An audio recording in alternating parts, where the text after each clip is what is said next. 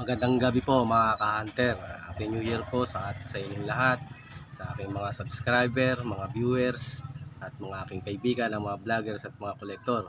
Maging sa mga aking mga kumpare po, sa chat site out na, Happy New Year na rin po sa inyong lahat. Mga aking kaibigan, mga kamag-anak, Happy New Year po sa inyong lahat.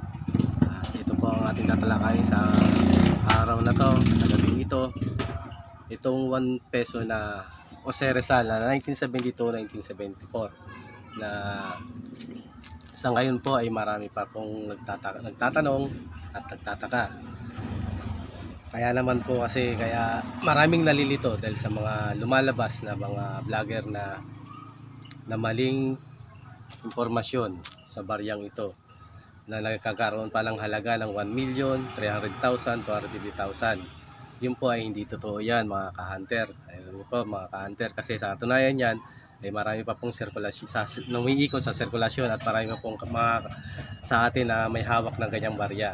Ang totoo niyan po ay talagang ito ay mababa na rin po talaga ang value. Hindi po talaga totoo yung mga sinasabi nila na ito ay nagkakalaga ng 1,000,000 at ang ano man o 300,000. Hindi po totoo yan mga ka-hunter. Ang totoo niyan po mga ka-hunter, talagang itong baryang ito ngayon may bumibili nito ay per kilo, at magkano na lang po ito binibili naman po, depende po sa kondisyon ng ating barya na ito na 1 peso na Jose Rizal na 1972 at 1974 po. At marami pa pong nagtatanong sa atin ng ganyan, talaga bang totoong ang malaking halaga ito? Yun po ay hindi totoo mga ka-hunter. Kaya po sana ay wag po tayong umasa na ganun kalaki ang binibiling baryang ito, sapagkat po ay mali pong impormasyon yan mga ka-hunter. Sana po maintindihan nyo lahat ng mga binibili namin na mga collector, kung ano lang po yung mga value at mga rare. Ito pong 1 peso na to, kung maganda naman ang klase nito ay bibili rin po sa, may value rin po na bibilin, pero hindi po sa ganong kalaking kalagaan. At yung mga error po dapat na yung tandaan ang binibili dito sa mga gantong barya po na all coins natin na 1 peso.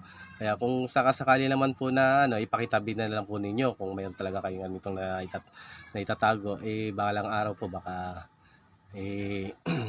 tumaas din po ang value na ito. Hindi po totoo talaga yung malaki ang halaga na yan, na 1 peso na yan. Kaya mga ka-hunter, sana po maintindihan nyo po. At sana huwag tayong umasa na ganun ang halaga nito. Sana po huwag kayong magagalit sa mga collector kung kayo nagsisend nito at hindi kayo nare-replyan, dahil nga po ay wala lang value nga po. Ito po ay tinalakay na natin nung nakarang vlog natin, ng ating video. Ito po ay inuulit na lang natin kasi po ay nagtatanong talaga at sila ay nalilito.